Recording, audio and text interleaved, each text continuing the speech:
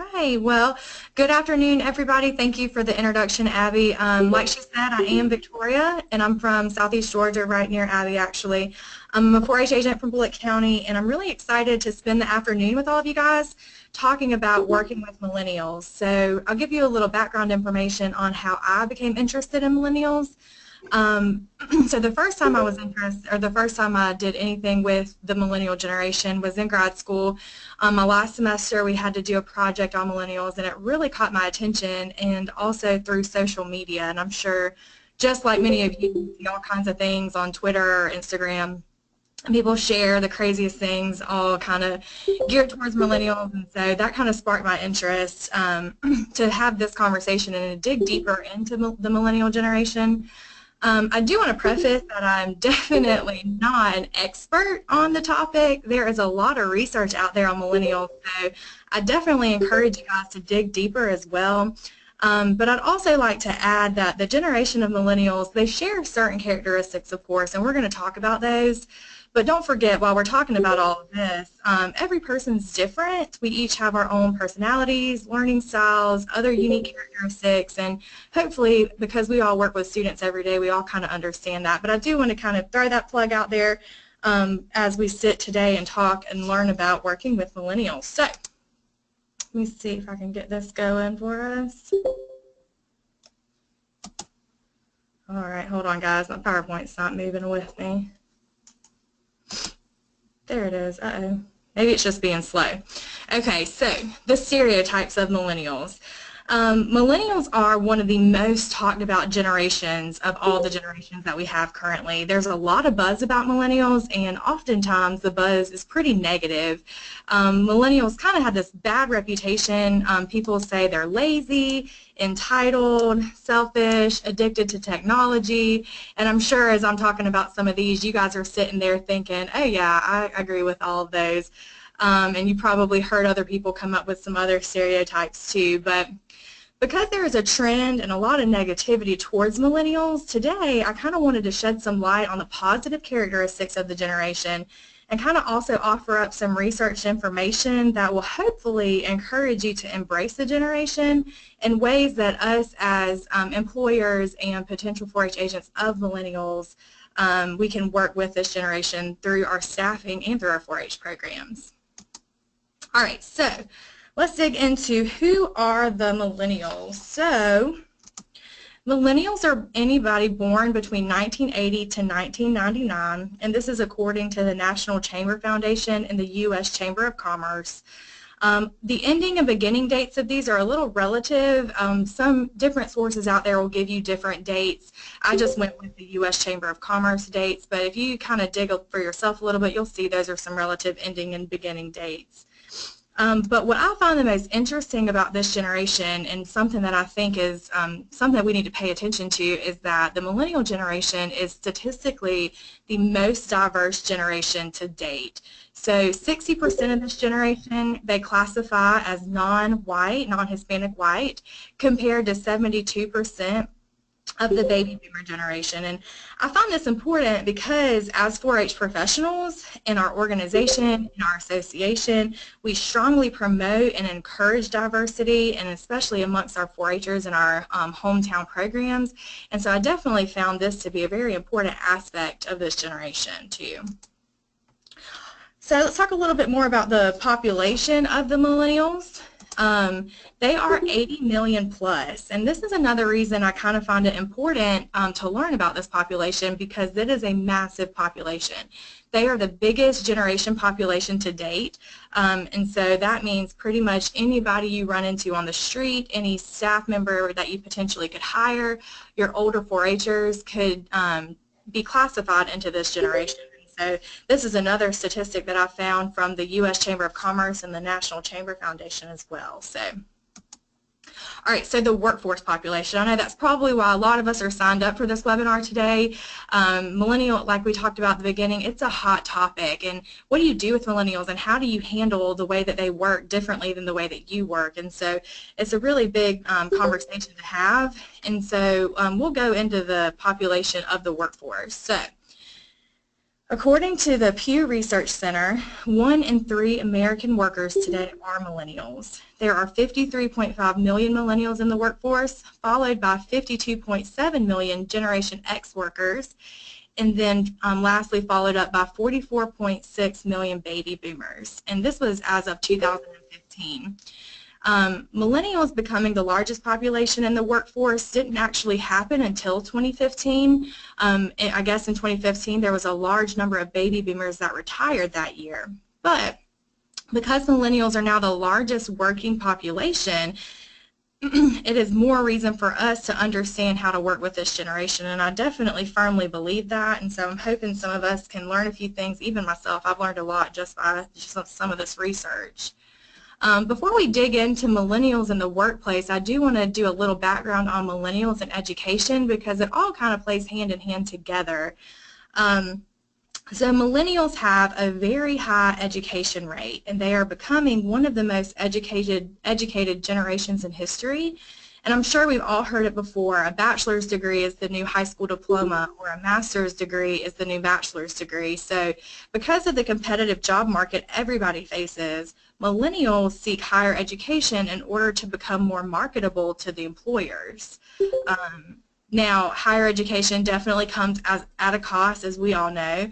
And for the millennial generation, student debt and student loans are the second largest household debt.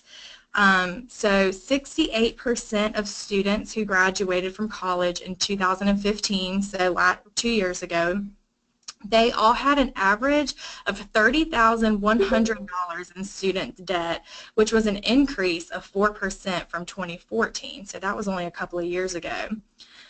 So millennials are getting higher educations, they're obtaining more student debt than previous generations, and then they come to you for a job, and typically with no experience, because this generation is also less likely to combine school and work. So how do we handle this? Well, as employers, it is going to be imperative for us to understand and genuinely care about the millennial population in the workplace so that we can optimize and maximize our success rates. All right, so millennials in the workplace. Like I've mentioned before, there's a ton of research out there on working with millennials, and so I chose some of the characteristics that I found would be most helpful to 4-H professionals when working with your staff, your older millennial 4-Hers. But again, remember that every person is different. So some general workplace desires for millennials. This generation works best with clear guidelines. Not being vague about assignments or expectations is going to be key when working with this population. And I'm sure we've all experienced this before. Either we gave vague assignment directions and we did not get the results that we wanted, or maybe you were given vague directions and became anxious about the assignment you were given. So being specific and clear with an assignment and with guidelines is going to be key to working with this population. Another characteristic that millennials seek out in the workforce is frequent and immediate feedback, and not just when they mess up on an assignment or a task, but praising them for doing well on something is going to be important, and talking with them about improvements. We all like to hear that something we worked really hard on was successful, so don't forget to tell them they did a good job. And on the other side of that too, if a person does make a mistake, don't wait until the end of the year or their yearly performance evaluation to bring it up. Address positive and negative behaviors on assignments or behaviors as they happen. And address them often and offer feedback to help them grow for their next assignment. I know if I work really hard on something and I get complimented for what I've done and I get presented with a good idea for improvement, I've got more initiative and drive when working on my next assignment, and that's just me personally, so I'm sure some of you guys are that same way. Next, let's talk about this generation and how they find their financial reward valuable. And I know this is all of us. We all want to be financially rewarded for all of our hard work. But as I mentioned before, millennials are getting higher degrees to be competitive in the job market, but they also carry with them that really large amount of student debt. So the millennials are job searching, and they oftentimes demand compensation based off of their degrees. And sometimes that makes some of us question and giggle a little bit because they have no experience lots of times with your younger employees. So I know that one's kind of difficult to kind of wrap our minds around. But So employers are having to address this by ensuring that their place of employment is financially competitive compared to similar counterparts in order to retain these workers. Because oftentimes millennials, if they're not satisfied with a salary or a position that they've been offered, they won't take it and they'll move right along. So employers are having to become very competitive. So next, another great tip or key for millennials in the workforce is training and career development. Millennials desire training and career development in the workplace. Employers have reported having to find innovative methods to professionally grow these individuals and have reported doing so through the use of technology, which I'm sure we could have all guessed. Managers and supervisors find themselves finding new ways to communicate with their millennial staff during trainings, and they do this by ensuring and incorporating multiple learning styles into their trainings and offering online trainings as well. And I know here in Georgia we do a lot of that, and so I know it's very helpful to me personally as well. All right, so another value to millennials is the job content and the personal interest of the job assignments. Millennials have reported leaving jobs because they did not feel passionate about the work that they were required to produce. This may be the cause of millennials obtaining another stereotype of job hoppers. However, because millennials value passionate work, they have reported switching jobs in order to grow themselves professionally.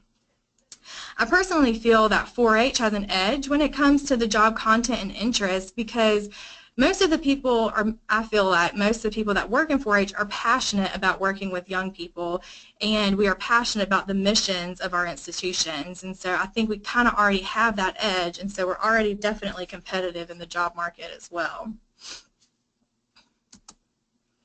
All right, so some millennial trends in the workplace.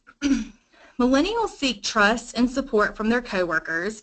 Once this trust and support between coworkers exists, millennials have reported becoming more involved, more committed, and perform better within their organizations. And to me, as I was reading some of this was kind of like a no-duh kind of moment for me. And I was thinking to myself, well, of course you want to be close with your coworkers, and of course you're more productive when you're in a comfortable setting. And so that was kind of like a no-duh moment for myself. And then the next thing, and as most people, millennials adapt as they gain experience. And I feel that this can apply to all people within the workforce, not just millennials, but millennials are very open to new tasks and assignments as long as they are given those clear instructions and their supervisor provides them with that frequent feedback that we talked about a little bit before. So this generation also values working as a team while also having the freedom to work autonomously and will often seek positions that will allow them to do this. When I first read about this trend, I kind of laughed a little bit because it seems like two contradicting ideas. How do you work together but also by yourself? And I had to dig a little bit deeper in order to define this and kind of understand this one. So through what I've read, it reads to me that millennials enjoy working in teams, but they want to have a very clear, specific job of that team. And whatever job that you've given them to do as a part of that team, they want to do that on their own freedom. So they want to have some autonomy to do their job or their piece of the puzzle, and then they want the opportunity to put their piece into the puzzle.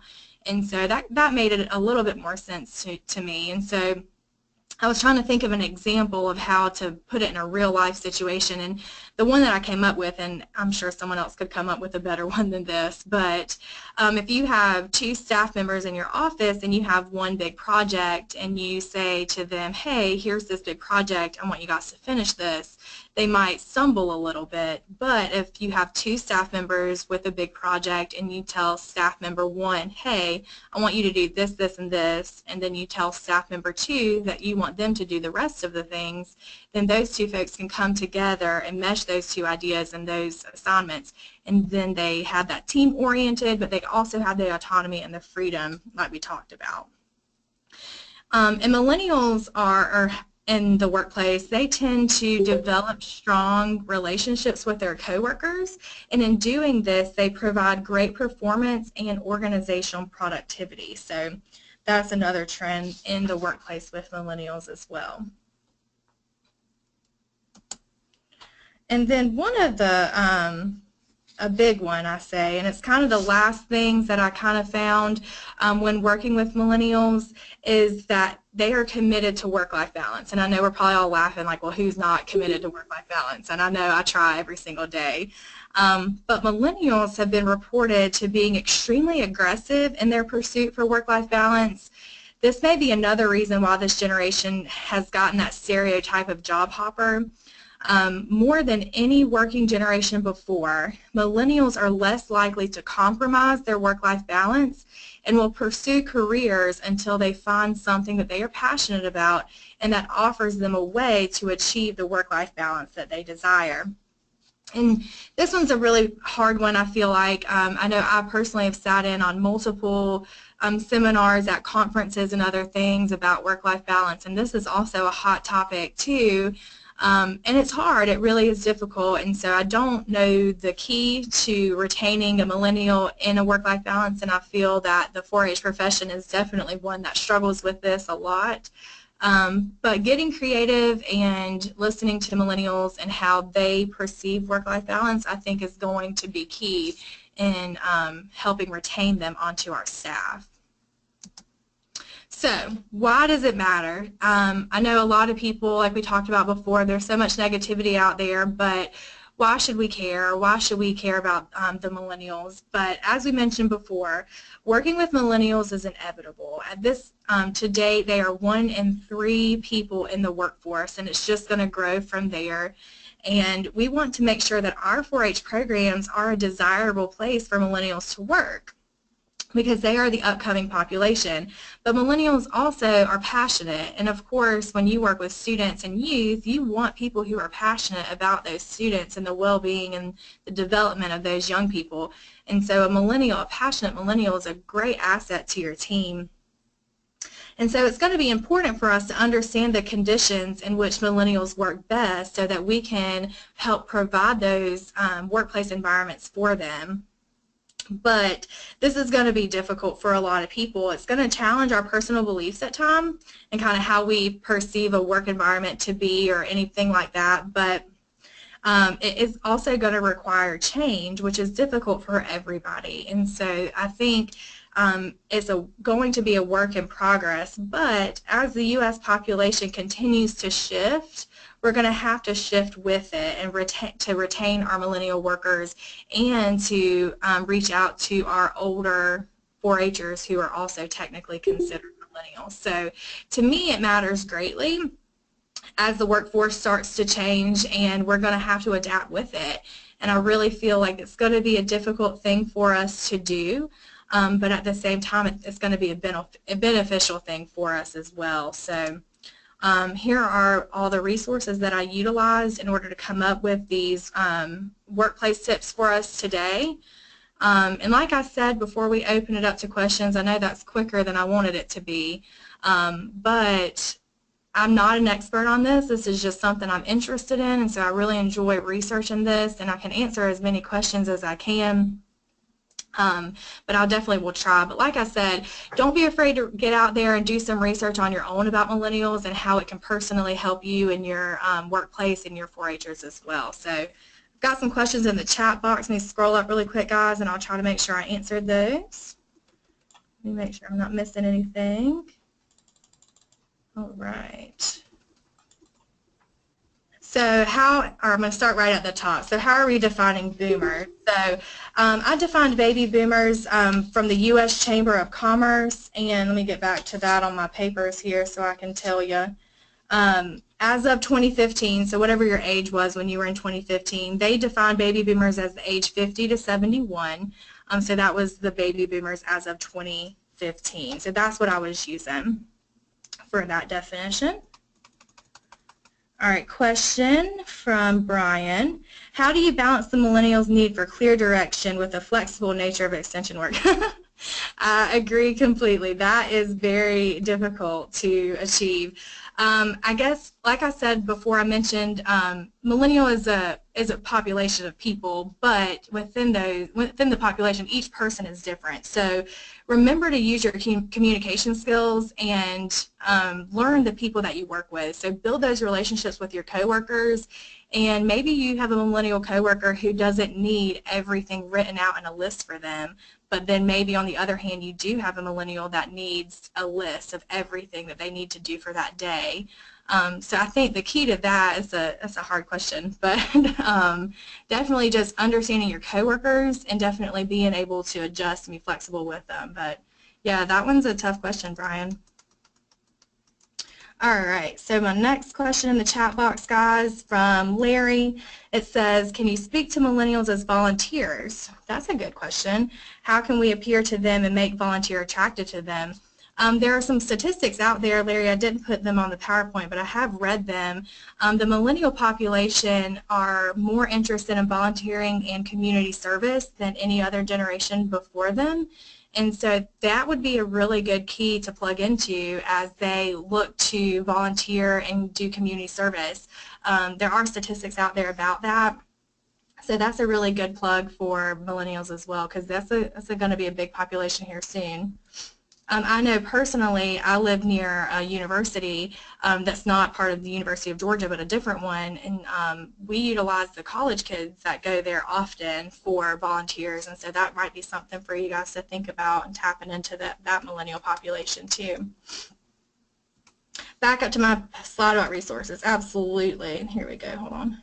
Let's see if it'll go that way. And Victoria, while you're backing up on your slide, I see a question about the presentation and the slides. They will be posted on the NAE 4HA website under professional development. And so if you'll give us about 3 or 4 days, the video and the slides will both be posted up there. And so you can go back and reread through the slides and the information, as well as rewatch and listen to the information. Yeah, thank you, Abby. I saw those too. But here's the resource page if anybody wants to take a look at that. And once you start digging into resources on topics like populations and generations, a lot of things you find, and it just depends on the source that you look upon and the source that you consider a reliable source.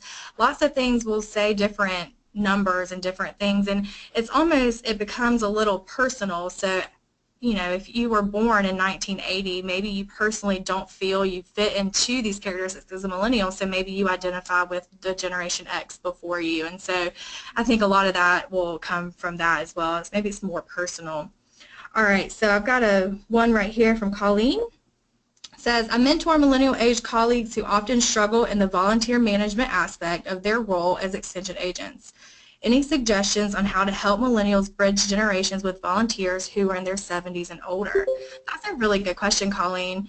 I think it is oftentimes difficult I personally haven't had the opportunity to work with volunteers who are in their 70s or older, so maybe there's not a lot of that happening that I'm aware of, just me personally. But definitely looking for some research that might be out there to help you would be a good place, and maybe some research I have on here, these resources could be a good place for you to look. I'm sorry I couldn't answer that one the best. I was trying to think of a better way to answer that one for you, Colleen. But like I said, guys, I'm definitely not an expert on this. This is just something I've kind of been passionate about the last couple of months as I've graduated from grad school and had the opportunity to present on millennials.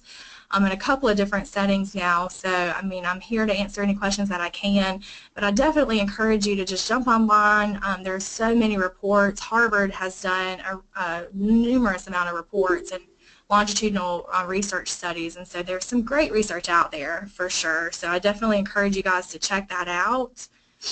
But does anybody have any questions for me here? Here's another one. It says, it seems that millennials don't value the building of relationships and extension. Do you have thoughts on that? It's not always give clear guidelines on what that is important. So I guess it depends. Like I said, that could be a personal situation that you have encountered before. Overall, through the research that I have read, it does suggest that millennials value personal relationships. But again, every person is different. I know here in my office, I feel like my extension coworkers are my family, just because, I mean, I see them honestly more than I see my own family sometimes, and I know y'all can attest to that too. So I think that one, when it comes to those relationships and being negative about that, I think that might be a personal thing, or maybe just the environment that they are working in, I think, too, can affect that as well. So, but again, I feel like I'm trying my best with the questions, so if it's not what you're looking for, ask me again if you need to. And Victoria and everyone out there, I'm going to go ahead and unmute everyone's microphone. So if anybody wants to jump in and ask a question verbally, we can, microphones are all unmuted at this point, and you can still continue to type in the chat box as well. Thank you, Abby.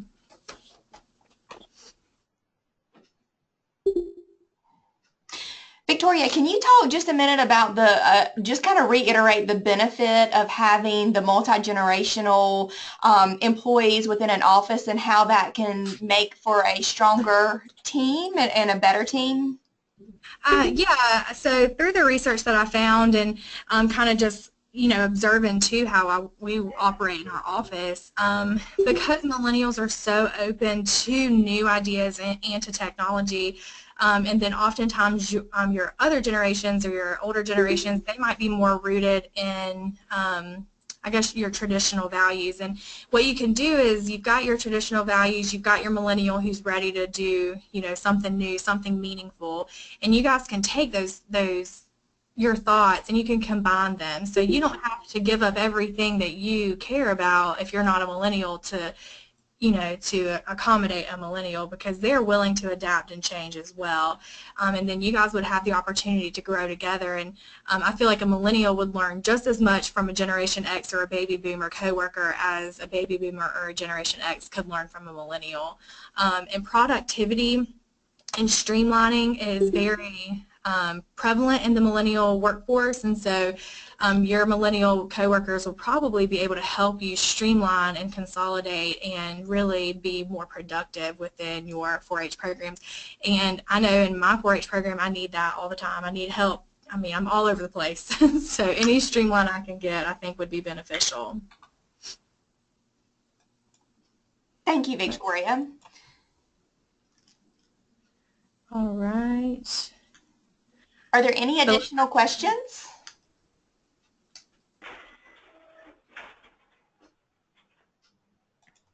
Well, I do appreciate everybody listening in. I know we had a big crowd today. If you have any questions after we're gone, please feel free to email me and I'll be happy to share any information that I have found. And like Abby said, this will be available to all of you guys archived today, so you guys can access it again. Excellent. Yes, and thanks for all of you who joined us this afternoon. We are very excited to have these virtual professional development opportunities for our NAE 4HA membership. Please remember that we do host these on the third Wednesday of each month at 1 p.m. Eastern Standard Time, and we're going to be getting the March information out really soon so that you can start registering for that webinar and hopefully have some of the additional months coming as well. But thank you again for being here, and thanks to Victoria for her presentation, and we look forward to seeing you guys next month. Thanks, Abby.